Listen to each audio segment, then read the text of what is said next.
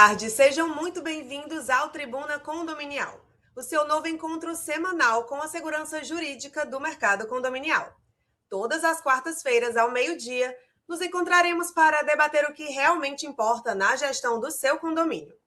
Na Tribuna Condominial, traremos sempre o ponto de vista jurídico sobre tópicos relevantes para síndicos, trazendo advogados especialistas na área condominial para deixar você cada vez mais informado. Esse programa é produzido pela Prednews, seu principal portal de notícias condominiais. Então aproveita para já clicar no botão de se inscrever aqui no canal, seguir as redes sociais da Prednews e acessar o site prednews.com.br para se manter informado sobre tudo do mercado condominial. O programa Tribuna Condominial é um oferecimento da ADV Sindicom, Advocacia para Síndicos e Condomínios. Agradeço, em nome da Prednews, o suporte para trazer conteúdos com respaldo jurídico para síndicos de todo o Brasil. Aproveito também para agradecer nossos apoiadores Condoasp, Assessoria Condominial, e HR, o Banco dos Condomínios. Essas empresas atuam no Brasil inteiro, levando soluções financeiras e administrativas para condomínios de todos os portes. E aqui elas contribuem apoiando um trabalho informativo, pois o síndico bem informado é um síndico que protege e valoriza o seu patrimônio. O tema de hoje trata de uma das maiores preocupações de quem compra um imóvel na planta: o surgimento de vícios construtivos após a entrega das chaves e a possibilidade de responsabilizar a construtora pelos defeitos encontrados. Embora a aquisição de um imóvel novo traga a expectativa de segurança e qualidade, não é raro que, com o passar dos meses ou até dos anos, apareçam infiltrações, fissuras, problemas de impermeabilização, deslocamento de revestimentos e outras falhas que comprometem a utilização, a valorização e até a segurança da edificação. Nessas situações, muitos proprietários e síndicos acreditam, equivocadamente, que perderam o direito de exigir o reparo ou a indenização porque já se passaram alguns anos desde a entrega do empreendimento. No entanto, a legislação brasileira estabelece um sistema de proteção bastante amplo, que envolve o Código Civil, o Código de Defesa do Consumidor e a jurisprudência consolidada do Superior Tribunal de Justiça, prevendo diferentes prazos conforme a natureza do defeito e do pedido formulado. Diante desse cenário, surgem algumas dúvidas importantes.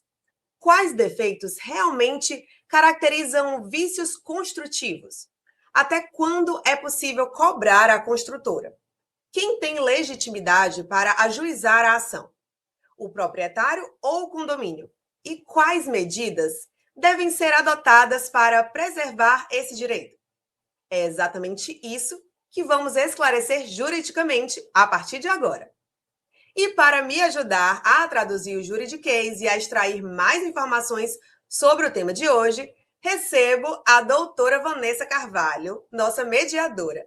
Ela é advogada especialista com 15 anos de atuação estratégica no setor corporativo e tem experiência na prevenção de passivos, gestão de riscos jurídicos e conformidade contratual orientada a resultados. Seja muito bem-vinda, doutora. Olá, boa tarde, Camille. Boa tarde a todos que nos acompanham. É um prazer estar aqui novamente. Quem compra um imóvel na planta espera um imóvel seguro, né? Espera receber. E é isso que a gente vai ver aqui. Nem todos vamos conhecer os prazos prescricionais, decadenciais. Vamos trazer todas essas informações para que os síndicos, os condôminos que nos acompanham se sintam seguros quando se verem nesse tipo de situação. Eu queria aproveitar também para informar vocês que a gente tem um canal ADV Sindicom, a Camille já trouxe isso para a gente, mas eu gostaria de reforçar, pedir para que todos nos sigam. Lá a gente traz esse e outros temas super relevantes que dá uma segurança, dá um respaldo para os síndicos e para os condôminos que nos acompanham. Bom, e agora, né, que a doutora Vanessa desenhou todo o cenário, nos deixou na mesma página, é hora de trazer nossa bancada de especialistas para aprofundar esse debate e entender onde moram as armadilhas legais. Recebemos hoje a doutora Thaisa Caroline Farias Gorniak. Ela é advogada especialista em direito condominial, empresarial, trabalhista e imobiliário e fundadora da Thaisa Gorniak Sociedade Individual de Advocacia, com anos de sólida atuação na assessoria jurídica de condomínios no Distrito Federal e em Goiás. A doutora Thaisa auxilia síndicos e administradores com foco na prevenção de conflitos, recuperação de crédito, gestão de riscos e na segurança jurídica orientada à profissionalização do mercado condominial. Seja muito bem-vinda, doutora. Olá, tudo bem? Obrigada pelo convite, boa tarde a todos. Bom, eu estou bastante grata aqui pelo convite de vocês. E hoje a gente vai falar sobre um tema muito importante, né? Tanto para a gente saber quais são os limites de atuação das construtoras, responsabilidade do síndico, né? E até dos próprios proprietários que adquirem seus imóveis. É isso aí, doutora. Muito obrigada. Contamos também com a presença do doutor Tiago Borges. Ele é graduado em Direito e pós-graduado em Direito Constitucional pela Universidade Estadual do Piauí. O doutor Tiago é advogado especialista em Direito Condominial e atua ativamente como membro das comissões de Direito Condominial e de Relação com o Poder Judiciário da OAB do Piauí, trazendo uma visão estratégica de suma importância para o nosso debate de hoje. Seja muito bem-vindo, doutor. Olá, boa tarde a todos. Queria dizer que é um prazer muito grande estar aqui com vocês, ao lado de pessoas que são referências em suas áreas, que têm um entendimento bastante aprofundado sobre o direito condominial e o direito como um todo, e que tenho certeza que elas têm muito a agregar aqui nesse momento e que com certeza eu também vou aprender com cada um de vocês. Obrigada, doutor. Bom, agora para começar, eu tenho uma pergunta para a doutora Vanessa. Doutora, se o imóvel foi entregue há mais de 5 anos e os defeitos só começaram a aparecer agora, muitos acreditam que a construtora não pode mais ser responsabilizada. Mas será que isso é realmente verdade?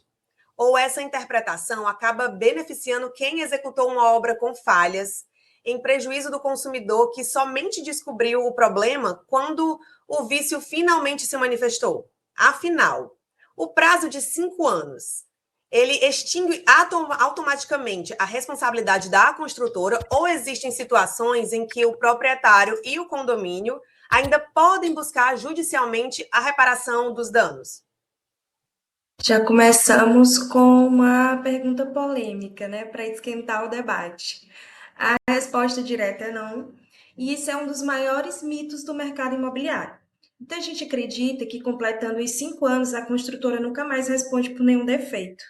Isso não é verdade, né? O prazo de 5 anos, ele é previsto no Código Civil, é uma garantia relacionada à solidez e à segurança da construção. Existem situações envolvendo vícios ocultos que parecem muito tempo depois da entrega da chave, às vezes até mais de 5 anos. E ele era um vício que estava ali. Então, o prazo, o decorrer desses 5 anos, não tira o direito de regresso, de buscar isso judicialmente.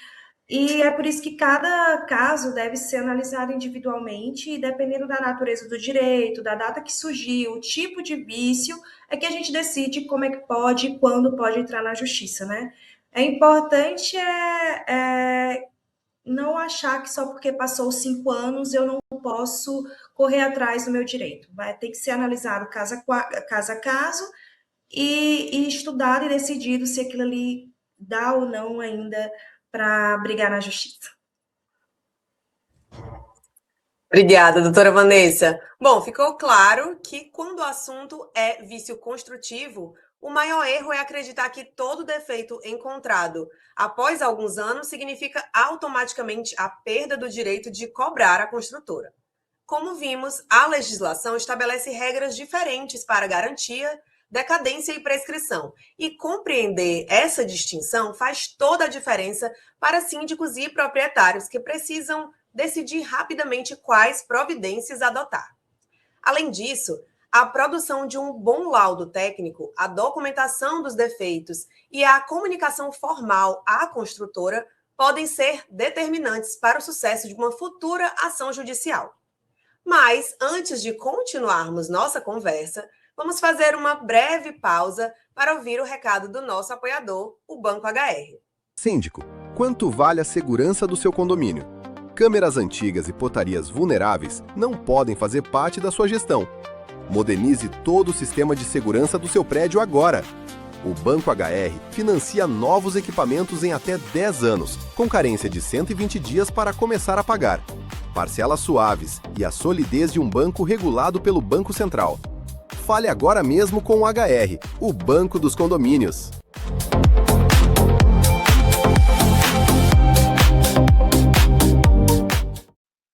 É isso aí! Se o seu condomínio está precisando de reformas, retrofit ou manutenções, o Banco HR oferece empréstimo para todas as necessidades, desejos e sonhos do seu condomínio.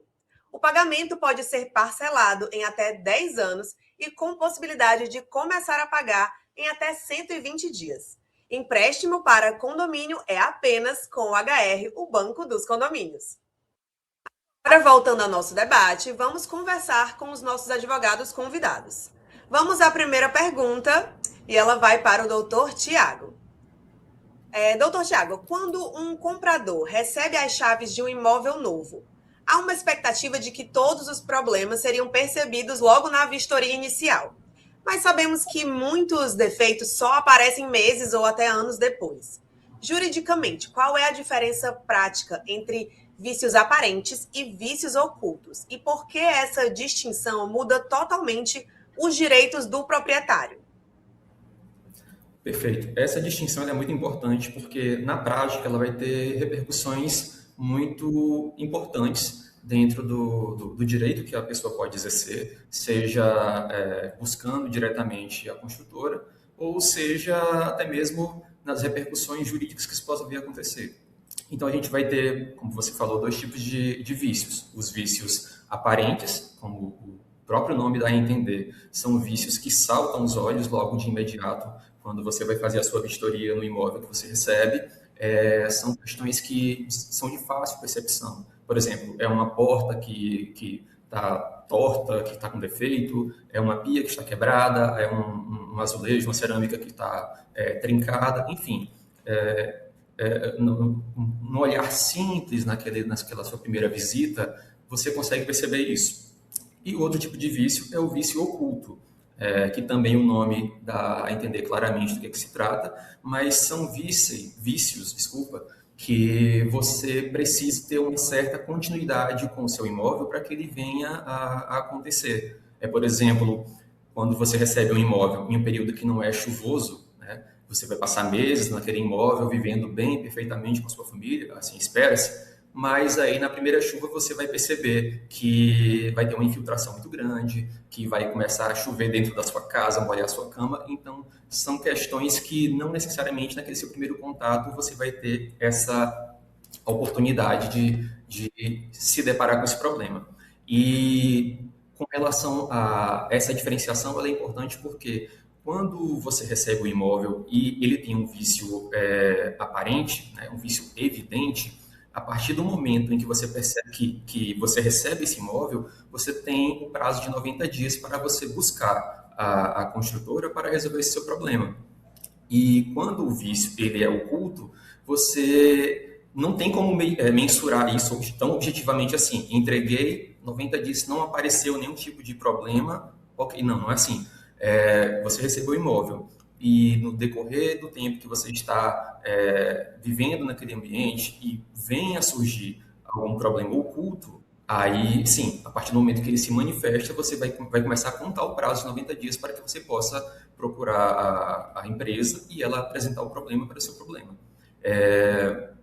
E aí é muito importante também que quando você recebe o seu imóvel, você vai ter uma oportunidade de fazer uma vistoria e você, ao assinar o termo de vistoria sem nenhum tipo de ressalva, especialmente quando se trata de problemas aparentes, quando você assina isso e está deixando claro que não existe nenhum tipo de problema, você está dando uma oportunidade muito grande de defesa para a construtora de dizer, olha, quando eu entreguei esse imóvel, está aqui documentado que o proprietário, quando recebeu, disse que não tinha nenhum problema. Então, a pessoa precisa se resguardar da oportunidade de deixar evidente que existia de fato aquele problema, não ignorar, não tratar as coisas informalmente. Só que essa sua assinatura, ela não vai repercutir quando se trata de um vício oculto, né? Até porque você não tinha como saber que naquele momento não existia ou não algum tipo de problema nesse sentido. Muito obrigada, doutor. Doutora Thaisa, a senhora gostaria de acrescentar alguma coisa? Bom, o Dr. Tiago, ele explicou perfeitamente, né, o que são vícios aparentes e vícios ocultos. E, de fato, na verdade, o que vai mudar aqui para a gente, que é o centro da discussão, vai ser como é perceptível esse vício, né? Quando a gente vai adquirir um imóvel, e esse imóvel vai ser entregue para a gente quer que o imóvel ele seja entregue sem nenhuma irregularidade, né? Não é obrigatório que aquele comprador, aquele titular, ele venha com um responsável técnico laude para apresentar esses vícios. Então, por isso, são vícios que eles são perceptíveis para qualquer pessoa, né? E esse é o momento que você tem de reclamar para que a consultora venha e faça os reparos devidos nesse prazo de 90 dias, né? E se você não reclamar nesse prazo, você está anuindo com o que a consultora está te entregando, como se estivesse te entregando um imóvel regular, né? Sem nenhum defeito, sem nenhum reparo. É muito importante que seja feita essa vistoria e que não haja uma anuência expressa de que aquele imóvel está sendo entregue sem nenhuma irregularidade antes de a devida constatação, né? Quando a gente fala de vícios ocultos, a gente está falando de um vício estrutural. Todo empreendimento, depois que ele é entregue, que ele é construído, ele trabalha, né? Isso é normal de qualquer empreendimento, de qualquer obra, de qualquer construção. Então, esse vício, ele só vai ser demonstrado com o passar do tempo, com o trabalho do empreendimento, com os climas, né, com temperaturas, porque o calor vai fazer a dilatação da estrutura, né, a gente tem a chuva também, que vai vir trazer talvez uma infiltração por problema de impermeabilização, né, então todos esses problemas eles só são visíveis com o passar do tempo. E aí é que se conta, na verdade, o prazo para você poder reclamar sobre esse tipo de vício. Até porque quando a gente fala de vícios ocultos, a gente também tem uma outra questão, que ela é muito mais complicada. Alguns vícios ocultos, eles, na verdade, não existem reparos. O único reparo seria se você destruir o empreendimento e construir de novo, né? Porque a forma como foi construída foi totalmente diferente do que aquilo que diz na norma, né? Na norma técnica. Então, na maioria das vezes, reparos são só paliativos, né? E aí a gente geralmente busca, nesses casos, uma indenização moral, exatamente porque a gente não tem, né, como prever se aquele reparo ali ele vai ser de fato eficaz ou não, ou se vai ser só paliativo, né? Então, o Dr. Tiago explicou perfeitamente isso, e essa aí é basicamente a distinção entre os dois vícios, né? E também o prazo que a gente tem de pleiteá-los, né? Pleitear esses reparos. Muito obrigada, doutora. Uma excelente complementação, né? Bom, agora tem uma pergunta para a senhora. Um ponto que gera muita dúvida é a culpa da construtora. Ela só responde se ficar provado que ela errou, ou por se tratar de uma relação de consumo, a responsabilidade é objetiva. E qual é o papel da incorporadora nesse cenário? Então, essa é uma pergunta muito interessante, porque a gente está diante de uma relação consumerista, né? Mas ela é diferente, por exemplo, quando a gente trata de proprietário e condômino, que as pessoas confundem muito isso, né? No direito condominial, ali a relação entre condômino e condomínio é uma relação civil, né? Agora, quando a gente fala da construtora e do condomínio, e dos titulares, dos proprietários, a gente está diante de uma relação consumerista. Por quê? A empresa que vai te entregar o empreendimento, ela é uma fornecedora de serviço. Então, ela tem que te entregar aquele serviço de forma integral, completa e regular, né? Ela tem essa obrigação. Então, por conta disso, a responsabilidade dela é objetiva, né? De qualquer modo, quando a gente vai falar sobre vícios, a gente ainda assim precisa de um laudo de avaliação, né? Porque dependendo do tipo de vício, que ele pode ocorrer com o tempo, existem também manuais que indicam as práticas, normas de utilização e manutenção do edifício, das áreas comuns, das áreas privativas, que também devem ser respeitadas, né? Então, de fato, nesse caso aqui, como a gente trata como uma relação consumerista, a própria jurisprudência determina que as construtoras, elas respondem objetivamente por aquilo que elas vão entregar, né? Então, além disso também, a gente também tem a responsabilidade das incorporadoras, né? Porque as incorporadoras, às vezes, também intermediam as vendas, né? Então, nesse caso, elas também respondem objetivamente.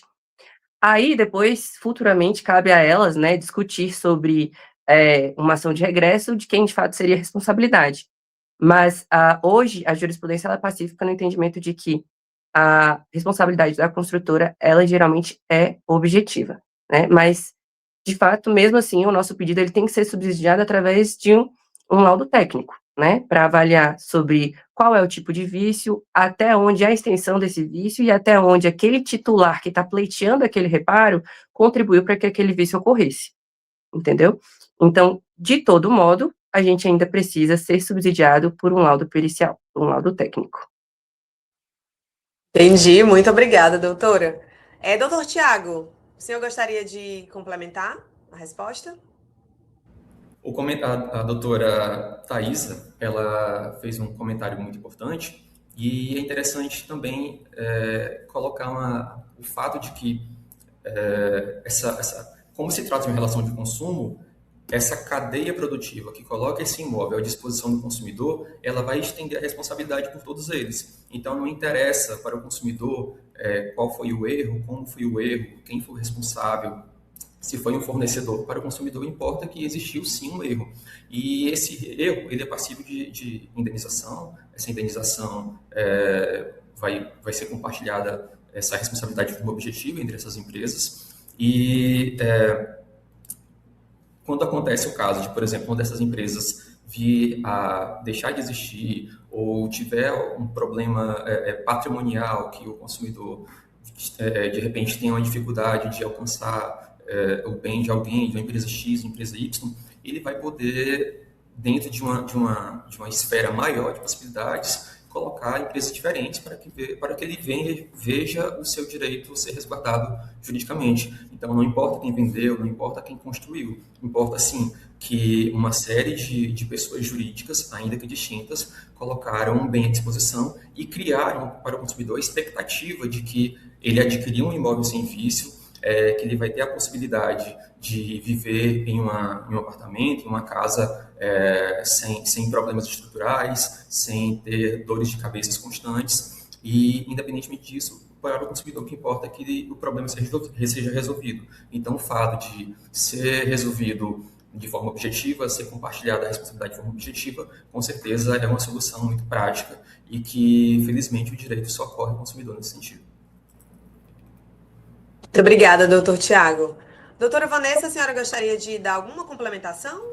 Eu só queria complementar as informações dos meus pares que foram brilhantes na explanação, mas doutor Tiago me trouxe a lembrança das SPS, né, que são sociedades com finalidades específicas, que isso faz com que, quando você comete esse deslize de não fazer a vistoria correta, de não fazer as verificações, e quando a gente está falando de vício oculto, a gente pensa em rachaduras, né? Uma porta torta, como foi dito, mas às vezes é aquela descidinha de água, é aquela torneira pingando. Então, são diversas situações que passam, né, despercebidos, e não só a aceitação expressa, mas também a omissão faz com que o direito decaia, né?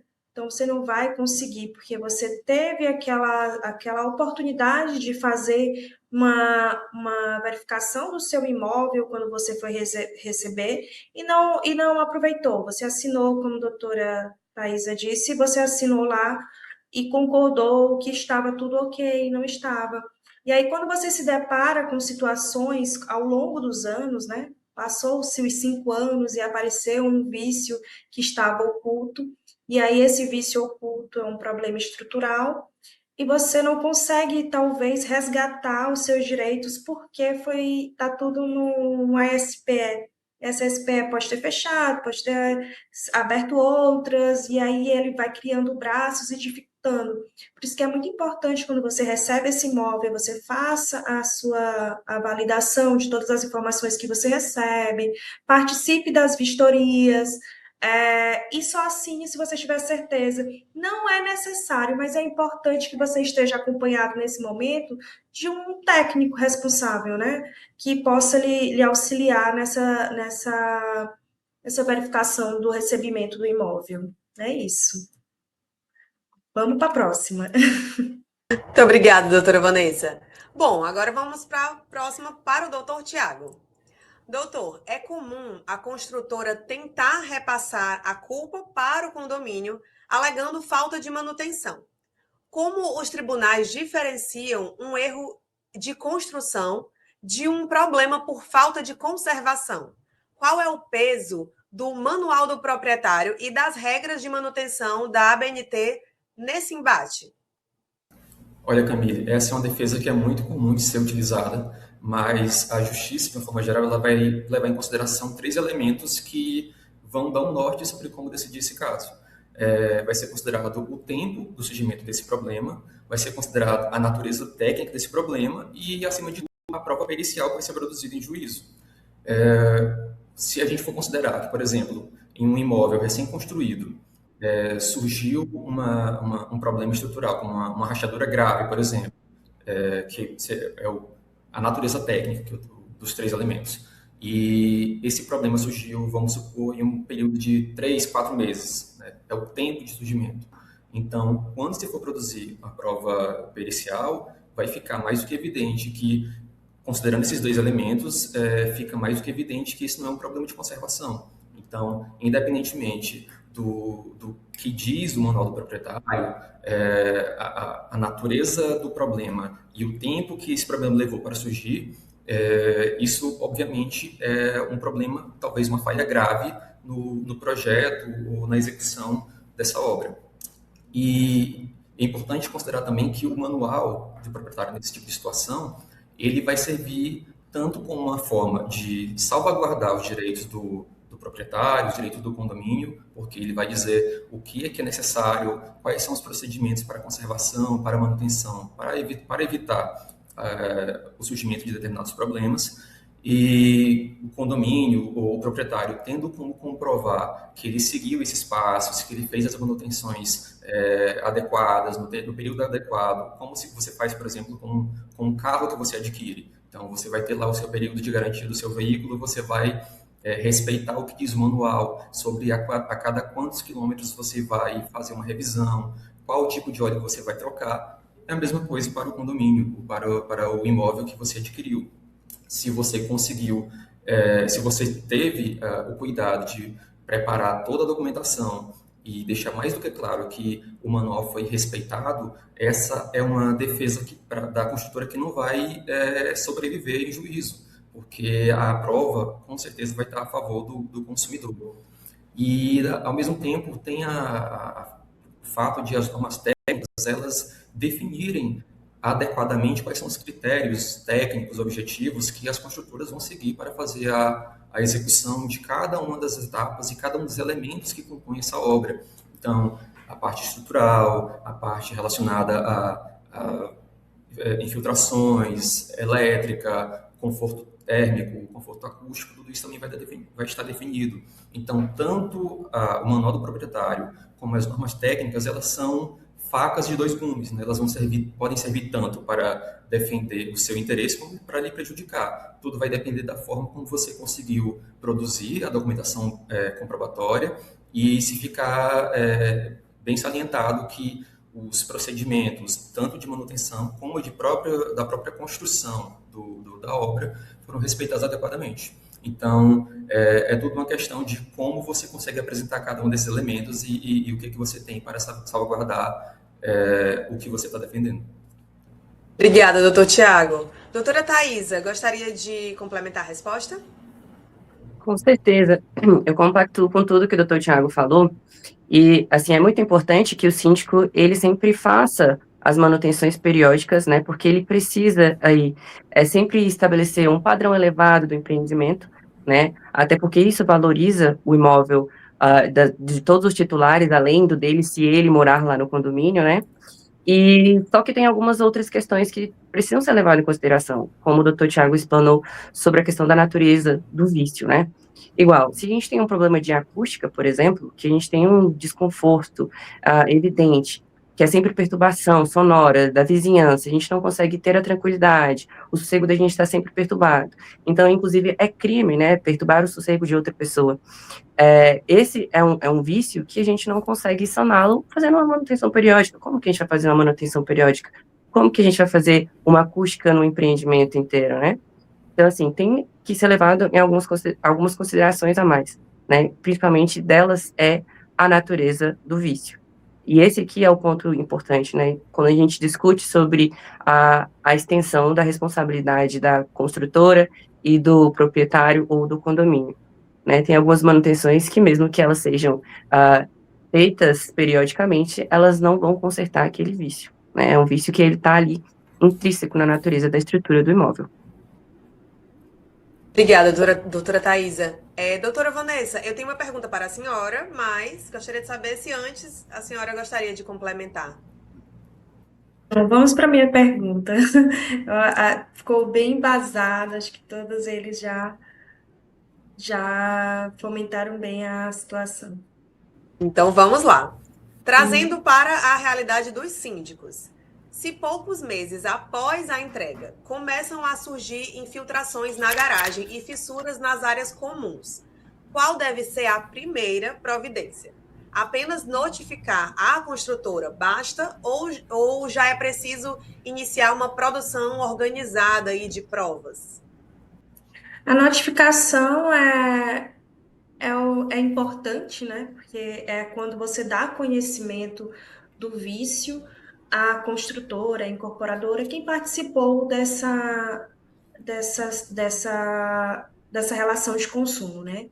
O primeiro passo que eu considero mais importante, eu acho que foi comentado até pelos colegas, é preservar as provas, né? O síndico, ele deve fotografar, ele deve gravar, dependendo do vício, né, da natureza do vício, como foi explanado também, ele vai ter que produzir uma prova ali referente a isso, porque o direito existe, né? É óbvio, ele está ali, ele está vendo, mas a responsabilidade é objetiva, mas ela não é suficiente, né? Tem que se fazer a prova, tem que demonstrar que aquele vício existe, né? Então, tem que identificar quais foram as unidades que foram afetadas, guardar as reclamações dos moradores, se for algo dentro dos apartamentos, né? Dentro dos imóveis. Em seguida, eu considero que deva ser feito e é recomendável, né, contratar um engenheiro para elaborar um laudo técnico indicando qual é a origem do problema, e aí a gente volta para a natureza do vício.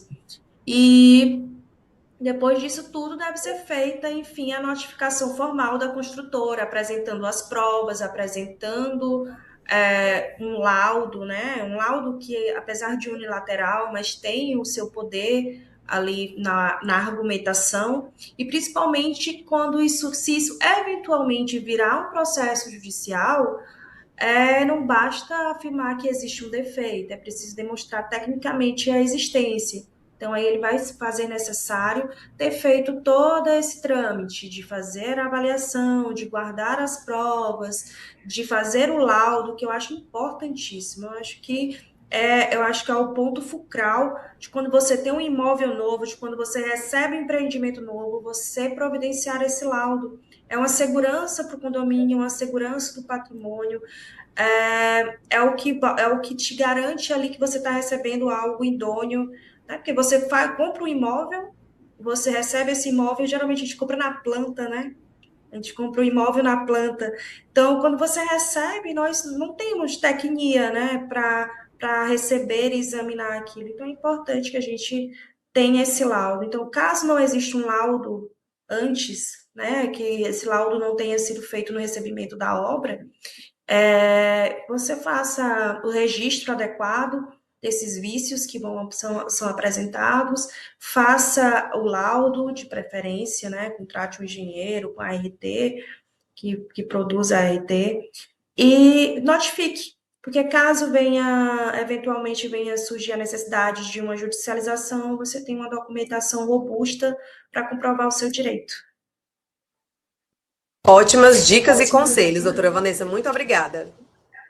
Bom, chegamos ao nosso segundo bloco, onde vamos aprofundar os aspectos mais práticos dos vícios construtivos. Quem pode cobrar judicialmente a construtora? Quais são os documentos indispensáveis para comprovar os defeitos? E quais cuidados os síndicos e proprietários devem adotar para não perderem seus direitos? Também vamos esclarecer como o condomínio deve atuar quando os problemas atingem as áreas comuns, a importância, do laudo técnico e por que agir rapidamente pode ser decisivo para o êxito da demanda. Mas antes, vamos a um recado muito importante do nosso apoiador, Condoasp. Síndico, quanto tempo você perde correndo atrás de papelada, se deslocando ou enfrentando filas em cartório para registrar atas? Chega de burocracia. A Condoasp resolve isso para você. Entre nossas soluções administrativas, temos uma equipe de logística exclusiva que busca e entrega os documentos do seu condomínio. Registramos as atas de assembleia direto no cartório, digitalizamos tudo e disponibilizamos na palma da mão dos moradores pelo nosso aplicativo Classecom e por e-mail. Mais agilidade para condôminos, mais facilidades para síndicos. Conte com a Condoasp, assessoria condominial. Bem-vindos de volta! Sabemos bem que uma das coisas que mais atrapalham os síndicos são as demoras com envio de documentos, idas ao cartório, pois esse tempo ausente do condomínio faz com que outras demandas, se acumulem. Por isso, essa solução de logística da Condoasp é tão essencial. Síndicos, otimizem a gestão do condomínio. Entrem em contato agora mesmo com a Condoasp, assessoria condominial, nos contatos abaixo.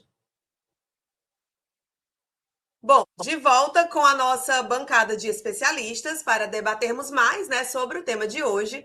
Vamos à primeira pergunta desse segundo bloco, que vai para doutor Tiago. Doutor Tiago, os prazos da legislação geram muita confusão. Qual é a diferença entre a garantia de 5 anos do Código Civil, o prazo de 90 dias do Código de Defesa do Consumidor e o prazo prescricional de 10 anos que o STJ consolidou para pedir indenizações por defeitos? Essa pergunta é muito interessante, porque são prazos que, apesar de causarem certa confusão pela quantidade, eles não se excluem, mas, na verdade, eles se complementam, porque eles cobrem situações distintas. Então, sobre o prazo de 90 dias, quando você recebe o imóvel, dependendo do tipo de vício, pode começar a contar o período de 90 dias, se for do recebimento, para o caso de vício aparente, como já falei, e se for vício oculto, você vai ter 90 dias para procurar a construtora, para tratar sobre os reparos, sobre abatimento de valores, ou até mesmo substituição do bem, se for o caso. Ou então, ainda mais grave ainda, a resolução do contrato. Então, 90 dias, no caso de vício oculto, vai ser a partir do momento em que surgir esse problema. Então, essa é uma situação mais simples, de mais fácil resolução, seria um contato mais direto entre a construtora e o condômino, regulado pelo Código de Defesa do Consumidor. O prazo de 5 anos, ele como a doutora Vanessa já falou anteriormente, para o caso de situações que envolvem a solidez e a segurança da construção. Então, é um risco estrutural, é um problema de fundação grave que compromete de fato aquela edificação. Esse é um período de uma garantia estabelecida pelo Código Civil. O problema surgindo dentro desse período, o consumidor vai poder acionar a construtora, a construtora vai poder acionar o prestador, o fornecedor desse serviço, para ele poder resolver o problema relacionado àquele seu imóvel. Já é diferente do prazo de 10 anos, que ele se refere à pretensão que o consumidor tem de buscar o judiciário para ele indenizá-lo. Vai ser a pretensão indenizatória relacionada ao problema gerado por esse defeito, por esse vício estrutural. Então, você vai ter inicialmente um prazo de 90 dias para os vícios aparentes ou ocultos, Você vai ter 5 anos quando envolver a solidez e a segurança do seu imóvel, que vai ser a garantia legal, e você vai ter 10 anos, que vai ser um prazo de prescrição para você buscar socorro judicial desse seu problema. Por acaso o consumidor não procurou a construtora durante esses 90 dias relacionados aos vícios ocultos ou aparentes.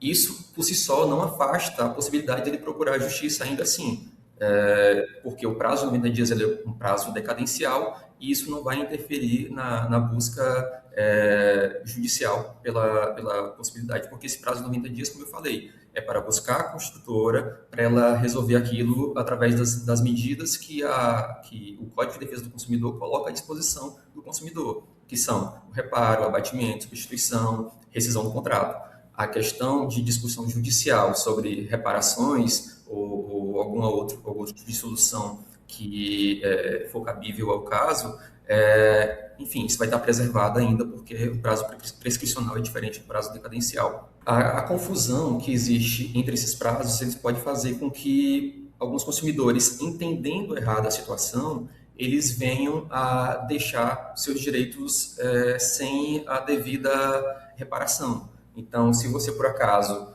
por interpretar de forma equivocada ou simplesmente por não entender essas diferenciações, você pode deixar, por exemplo, de procurar a construtora. Passou mais de 5 anos, eu não tenho mais como ir atrás disso. Ou passou 90 dias, eu não tenho mais como ir atrás daquilo. Eu não tenho mais como buscar justiça porque está no 91º dia. Não, são situações bastante diferentes. Como eu falei anteriormente, elas não se excluem, elas se complementam e, na verdade, elas são formas diferentes de proteger o consumidor. E, nessa hora, procurar um advogado, procurar uma consultoria jurídica, ela pode ser a diferença muito grande entre você amargar um prejuízo e você conseguir a solução adequada. Se for o síndico, para o condomínio, se for o proprietário individualmente, vai ser uma solução para um problema que, com certeza, vai afetar a vida dele e de sua família. Muito obrigada, doutor Tiago. É isso. Doutora Thaisa, gostaria de complementar a resposta? A resposta do Dr. Tiago foi incrível, né? Ele conseguiu esclarecer exatamente. A gente tem aí 3 prazos, né? O primeiro prazo que a gente fala de 90 dias, na verdade, é um prazo extrajudicial, que é aquele relacionamento que você tem direto com a construtora, assim que você vai receber o seu imóvel, né? Aqueles defeitos que você consegue verificar mais rápido para pedir uma solução adequada de forma extrajudicial até mesmo, né? Ali intermediado entre as partes, pedindo esse reparo mais rápido, mais urgente. Né? Depois disso, a gente também tem como pleitear a garantia, que é aquela que é estabelecida pelo próprio Código Civil, que o Dr. Tiago explicou perfeitamente, que é de 5 anos, e que, na verdade, a maioria das pessoas só conhece esse prazo, né, de garantia, que ele é dado, tanto que a maioria das pessoas desconhece o prazo de 10 anos, porque ele é um prazo, na verdade, jurisprudencial, né? Ele é um prazo que ele é determinado pelo próprio entendimento dos tribunais, né, que entende que existem vícios que eles só aparecem depois dos 5 anos, e aí você perde o seu direito de pleiteá-los, né? Não faz sentido isso, né? Então, para que o empreendimento trabalhe de uma maneira que gere uma segurança para todas as pessoas que estão ali naquele empreendimento, ele precisa trabalhar pelo menos aí no mínimo 10 anos, né? Então, esse é o prazo que a gente tem para poder buscar aí qualquer reparo em relação aos vícios ocultos. São basicamente esses 3 prazos, que eles são diferentes, mas eles convivem entre si, como o Dr. Tiago explicou perfeitamente. Obrigada, doutora Thaisa. Realmente muito importante, né? Saber. Eu não sabia desse prazo de 10 anos, então importante aqui para todo mundo ficar sabendo. Agora, continuando com a senhora, doutora Thaisa, muitos acreditam que, passados os 5 anos da entrega da obra, a construtora está totalmente livre da responsabilidade. Essa interpretação, ela está correta ou o surgimento do vício oculto dentro dos 5 anos permite processar a empresa mesmo após esse período? É exatamente o que a gente estava conversando anteriormente, né? A gente tem esse prazo de 10 anos que ele é consolidado pela jurisprudência, né? Ele é uníssono, a jurisprudência já entende sobre o prazo para poder pleitear quando a gente fala de vícios ocultos, né? É igual o que a gente está falando desde o início. Existem alguns vícios que eles não conseguem ser nunca reparados. Existem alguns vícios que aparecem só depois de 5 anos, pelo trabalho do empreendimento ali, da estrutura do que está sendo edificado. E, por conta disso, hoje a jurisprudência leva em consideração esse prazo de 10 anos para você poder pleitear esses reparos, né? E, assim, não só os reparos, mas como a gente também já falou anteriormente, a gente também, nesses casos, pode buscar uma indenização moral, porque, às vezes, são vícios que, pelo tempo que se estimou ali para que eles aparecessem, o reparo deles é dentro da estrutura, né? Então, pode ser que, às vezes, nem exista um reparo, a não ser que seja construído uma nova estrutura naquele local. Um exemplo muito bom dessa relação é quando a gente trata, por exemplo, do caimento dos telhados, né? Os telhados, eles têm um caimento, de acordo com as normativas brasileiras, e muitas construtoras não respeitam esse caimento. E aí, o que vai acontecendo? Com o tempo, vai chovendo e vai cedendo, por causa do peso da água que vai acumulando nos telhados, né? E aí você só vai, depois de um período muito longo, perceber que existe um dano na estrutura do telhado que está causando, geralmente, um prejuízo para as pessoas que moram nos últimos andares, se for modificação de prédio, né, predial, e esse dano, ele, na verdade, depois de um tempo, o reparo dele vai ser só paliativo, a não ser que você retire todo o telhado e reconstrua ele da forma como tem que ser realizado o caimento, de acordo com as normativas técnicas, né? Então, por conta disso, a gente não tem só esse prazo de 5 anos. Hoje, a gente também tem que levar em consideração o entendimento jurisprudencial desse prazo de 10 anos para poder pleitear esses reparos e até buscar um dano moral. Muito obrigada, doutora Thaisa. Agora, doutora Vanessa, antes de ingressar com uma ação judicial contra a construtora, quais documentos são indispensáveis? É obrigatório contratar um laudo técnico particular antes e obter aprovação prévia em assembleia de moradores? Antes de responder à pergunta, eu gostaria só de trazer uma situação real aqui para o nosso debate. Nós temos um caso na qual houve o erro, que foi o que a doutora Thais bateu na tecla aqui no nosso debate, que tem vícios que ele não tem solução, né? Não, a solução seria derrubar o edifício, reconstruir uma casa. Então, o que acontece? A gente tem um caso semelhante aqui no nosso escritório, na qual o nível da casa foi construída diferente. Então, aqui, eu estou aqui no Piauí, o Piauí é seco, né? A gente tem os períodos de chuvas muito bem delimitados. Quando foi feito o recebimento da casa, faltou esse laudo técnico. E não foi feito o laudo técnico, não perceberam que a olho nu o vício não era perceptível, não era um vício comum, que era o nível da casa. Quando começou a chover, o que acontece? Água dentro da casa. Porque ela estava no mesmo nível ali da calçada. Então, a água invadia, a água que passava não tinha escoamento, então entrava. Aí eu já entro na minha resposta, na qual o documento mais importante, que aí é o que a gente está conversando desde o início também, é o laudo técnico. É necessário um laudo técnico para você ingressar, para você buscar, para você entender qual é a natureza do vício que está ali comprometendo a construção, seja do edifício, seja da sua casa, da propriedade que você adquiriu. Então, acho que o documento necessário é um laudo técnico. E para você instruir o processo, obviamente, obstante que na defesa vai ser solicitada uma perícia técnica, importante que você traga, né, para instruir o seu processo, essa documentação, aquela documentação lá do início que o síndico precisa reunir, né, que é a foto dos vícios, a documentação, as reclamações que foram feitas referente àquilo. Então, é nessa hora que a gente traz essa documentação, na hora de instruir um processo judicial. Eu vou ter a minha documentação do vício, eu vou demonstrar esse vício, eu vou demonstrar esse direito por meios de um laudo técnico, né, por meio de foto, vídeo, que seja. Mas novamente, laudar essa situação, mesmo que posteriormente seja requerido uma perícia técnica, porque obviamente vai ter, né, quem já infelizmente teve o desprazer de participar de uma ação assim, sabe que futuramente vai ser previsto ali, vai ser ali decretado uma perícia técnica para que não seja unilateral, né? Você pode, inclusive, né, tentar resolver ali extrajudicialmente, trazendo as duas partes, mas, de fato, são situações complicadas de se resolver no extrajudicial e acabam se judicializando. E é importante que essa documentação esteja guardada, que o síndico resguarde, que, afinal, é o dever do síndico, né? Fazer com que se cumpra não só a convenção, mas que preserve aí o direito coletivo, o direito individual de cada um. E é isso.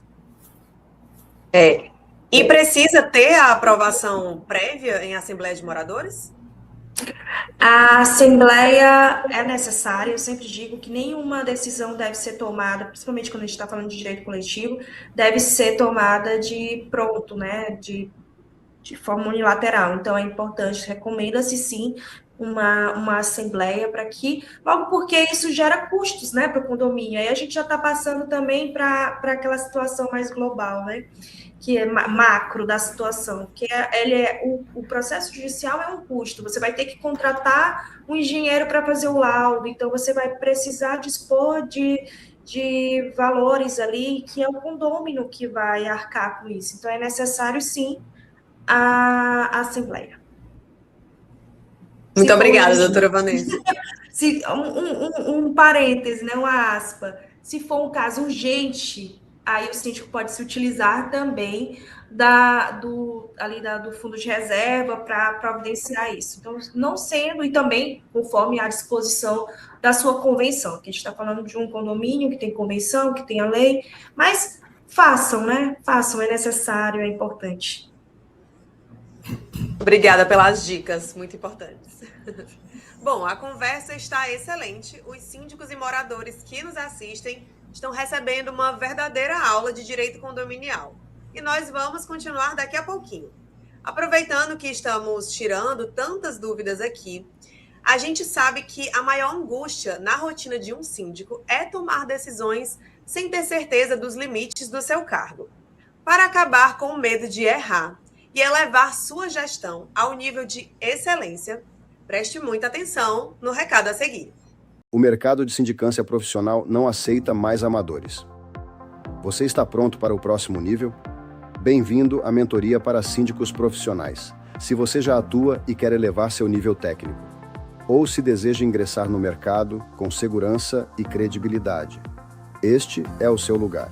Aqui, nós substituímos o improviso por método, fundamento e visão de mercado. Preparamos você para o mundo real em 13 pilares estratégicos: fundamentos e postura profissional, legislação aplicada e proteção jurídica, limites de atuação, responsabilidade civil e criminal, gestão de assembleias e rotinas operacionais, contabilidade descomplicada e combate à inadimplência, rateio estratégico e ética na governança, mediação de conflitos e tecnologia aplicada.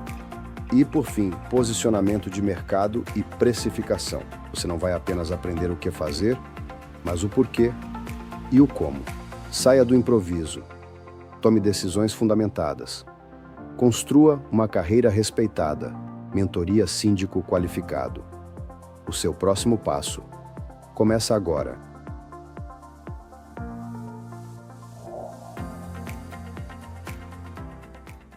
A mentoria Síndico Qualificado, MSQ, oferece 65 horas de imersão total na verdadeira realidade dos condomínios, focando no que dá resultado na prática.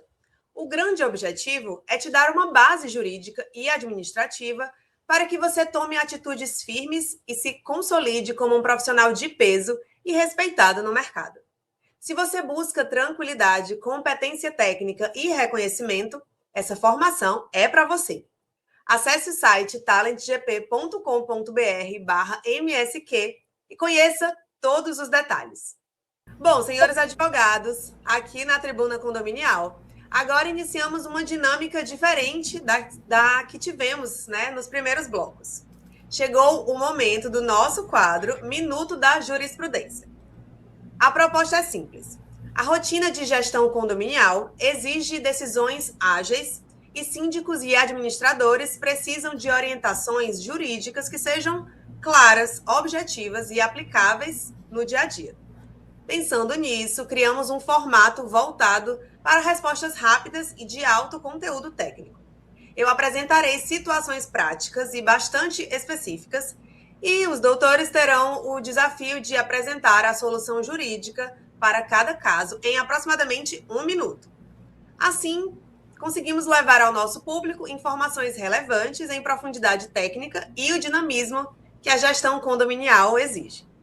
Vamos à pergunta número 1 para a doutora Thaisa. Doutora Thaisa, muitas vezes a construtora faz pequenos reparos paliativos, mas o problema volta a aparecer logo depois. O condomínio é obrigado a aceitar sucessivas tentativas de conserto ou já pode exigir a reparação por via judicial? Interessante. Então, o consumidor, ele não é obrigado a ficar aceitando uma sucessão infinita de reparos, né? O objetivo da garantia, ela é exatamente eliminar definitivamente um defeito que está acontecendo ali. Então, você pode acionar judicialmente quando existe essa maneira paliativa de cuidar daquele vício, né? Então, você sempre utiliza fotos, os chamados abertos, né? Se puder, sempre ter um responsável técnico para poder laudar melhor ainda. E, a partir disso, você pode ingressar judicialmente se, notificando anteriormente, não surtir efeito com o reparo integral daquele vício, né? Então, você pode notificar ou, se não surtir efeito, você pode judicializar essa demanda, porque você não é obrigado a ficar aceitando isso, tá bom? Muito obrigada, doutora. Bom, agora, doutor Tiago. De que forma a norma de desempenho NBR 15.575 impactou as discussões judiciais sobre a qualidade dos imóveis? Ela serve diretamente como prova contra a construtora? Essa é uma questão que a gente tem que observar de acordo com alguns aspectos. Primeiro, essa norma ela é uma norma de desempenho que ela vai trazer critérios mínimos sobre a construção civil em edifícios residenciais. Então, ela vai trazer requisitos de qualidade, de segurança, de conforto, enfim, e aí, com isso, ela vai dividir claramente responsabilidades. Então, a gente vai saber o que é responsabilidade do construtor, do incorporador e também dos usuários desses imóveis. E aí, sobre a questão probatória, é interessante porque ela veio, de fato, para mudar um pouco a regra do jogo. Por quê? Antes dessa norma de desempenho, o entendimento judicial ele ficava muito atrelado a conceitos vagos, né? Sobre preço de mercado, melhor técnica. Então, isso dependendo do entendimento judicial, você poderia ter também, para situações muito semelhantes, decisões divergentes. E aí a norma ela veio com critérios objetivos, técnicos, mais mensuráveis, assim, digamos, que agora, de acordo com ela, você vai ter como, por exemplo, preparar um laudo mais objetivo, um laudo que vai conseguir definir acertadamente de quem é a responsabilidade por um determinado problema. Se foi, por exemplo, um problema na execução daquela obra, foi um problema durante a construção, ou se foi, digamos assim, algo decorrente do uso inadequado por parte do consumidor. E aí ela serve justamente para trazer um parâmetro mais mensurável, digamos assim, de forma que ela não necessariamente vai servir como uma prova para a construtora, mas eu vejo ela mais como uma forma de ter os entendimentos judiciais e as formas de construção mais padronizadas, mais mensuráveis. Isso, com certeza, para a sociedade como um todo, é extremamente vantajoso. A gente vai saber os limites, as formas mais adequadas e o que é esperado quando você adquire um imóvel na planta. Com certeza, você vai ter, por exemplo, como entender como é a vida útil de alguma coisa que você adquiriu. Você vai saber alguma coisa sobre impermeabilização. Você vai saber o que esperar dentro de determinados aspectos do bem que você adquiriu. Muito obrigada, doutor. Doutora Thaisa, O que fazer se a construtora simplesmente desaparecer do mercado, falir ou fechar as portas antes de resolver os problemas? É possível atingir os bens pessoais dos sócios? Então, existem sim possibilidades, né? A primeira possibilidade é a gente verificar se essa empresa ela está em recuperação judicial ou ela decretou falência, né? Então, se houver um processo judicial determinando aí a falência ou a recuperação judicial, a gente pode fazer a habilitação do crédito nesse processo, né? A gente também pode buscar a responsabilização da incorporadora em alguns casos, e tem alguns casos também que os bancos também atuam como responsáveis solidários nessa relação da venda do bem, né? Então, a gente também pode buscar essa atuação. A gente também pode fazer uma coisa que a gente chama de desconsideração da personalidade jurídica, né? Quando existe aí uma fraude comprovada, a empresa, ela vende e, na verdade, não tem uma terra para te vender, ou então existe algum abuso configurado, alguma confusão patrimonial, a gente pode atingir o patrimônio dos sócios buscando essa desconsideração da pessoa jurídica. Muito obrigada, doutora. Doutor Tiago, gostaria rapidinho de complementar? Sim.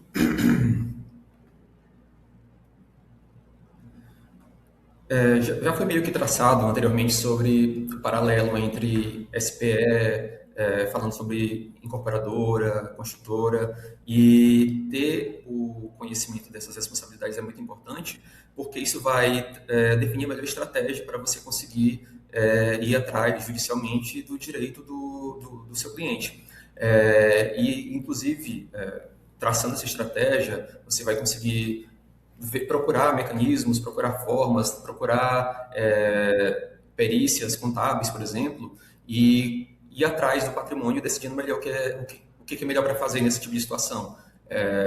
Porque se você esperar, por exemplo, para o crédito ele ficar inerentemente atrelado ao juízo de falência, para só então o consumidor, o autor da ação, poder receber o seu direito, a gente entende como funciona o judiciário, a gente entende como funcionam processos falimentares, e a demora por si só, juntamente com a concorrência desse seu direito, desse seu crédito com outros credores, pode acabar desaguando na situação em que o consumidor, o autor, ganha, mas não leva, ou se leva daqui a muito tempo. Então, a melhor forma é procurar entender a situação como um todo, como a doutora Vanessa falou anteriormente, entender o macro, né? E a gente poder trabalhar de forma mais assertiva, inteligente e buscando, como sempre, a celeridade, que é justamente um princípio constitucional. E, nesse caso, entender cada uma dessas nuances, ela pode contribuir grandemente para isso.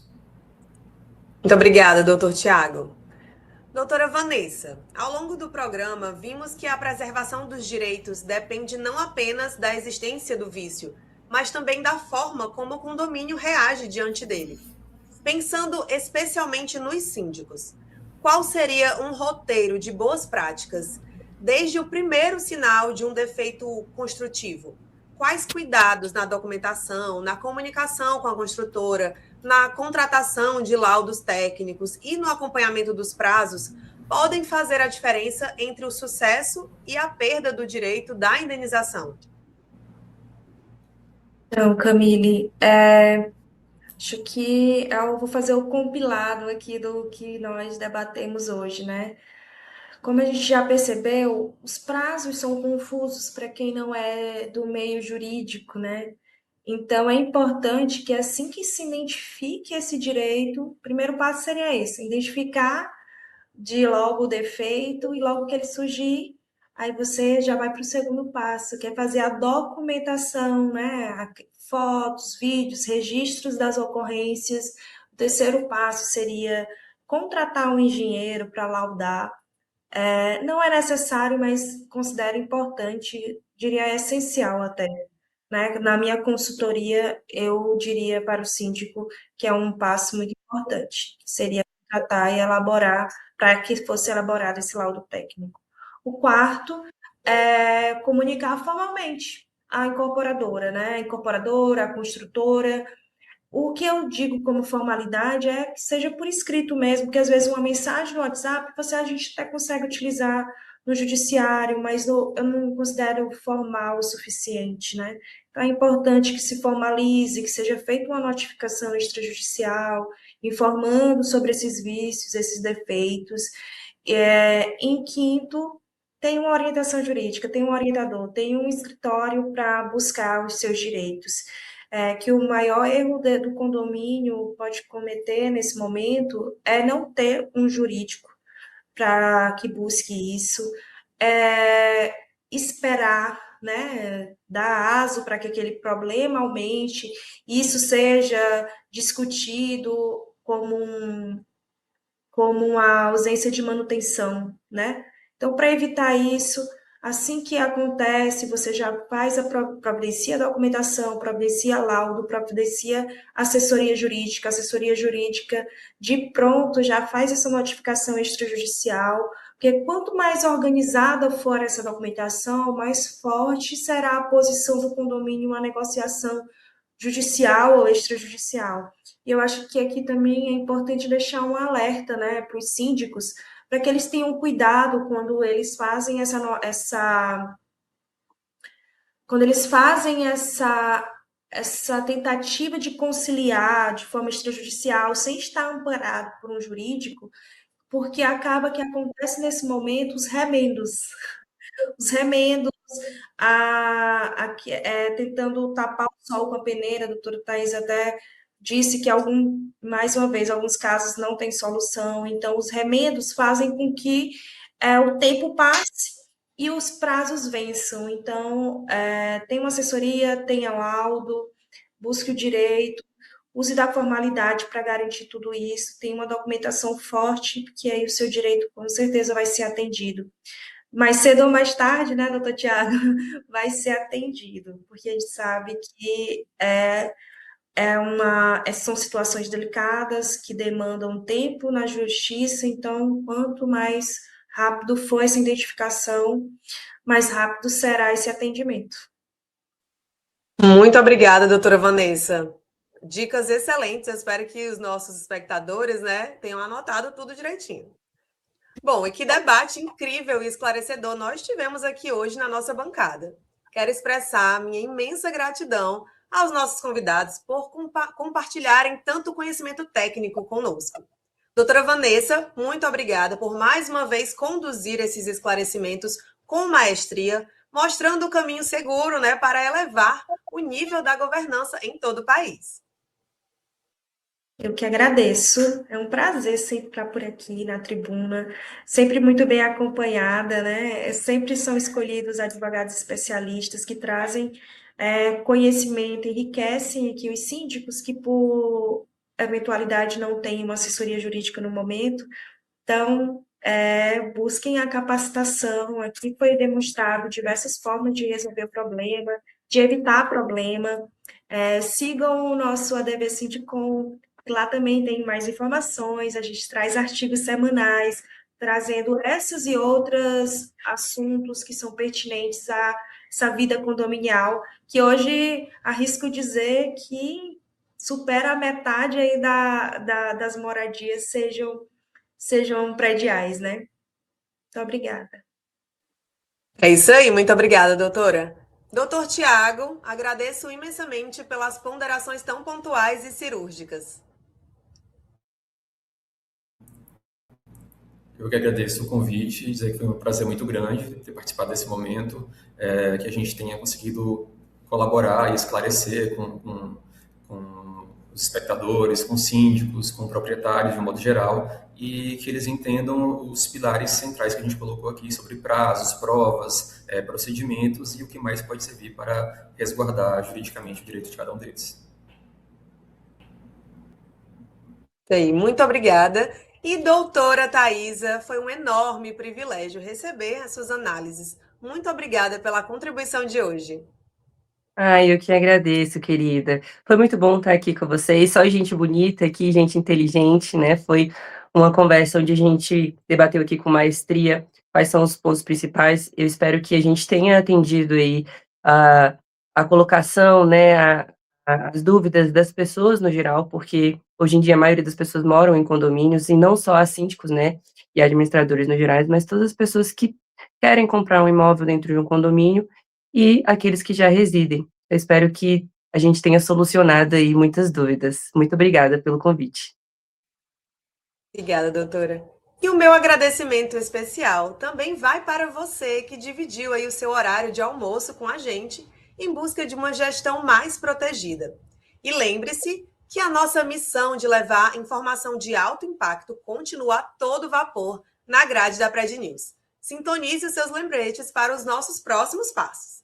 Amanhã, quinta-feira, às 20 horas, você tem um encontro imperdível no Meet dos Síndicos. A apresentadora Adriana trará síndicos com muito conhecimento para compartilhar. E com certeza, na próxima quarta-feira, pontualmente ao meio-dia, a Tribuna Condominial retornará com mais um tema jurídico crucial para blindar o patrimônio do seu condomínio. E lembre-se de clicar no botão para se inscrever aqui no canal, ativar todas as notificações e acompanhar nossos conteúdos aqui na Pred News. Uma excelente tarde a todos e até o nosso próximo encontro.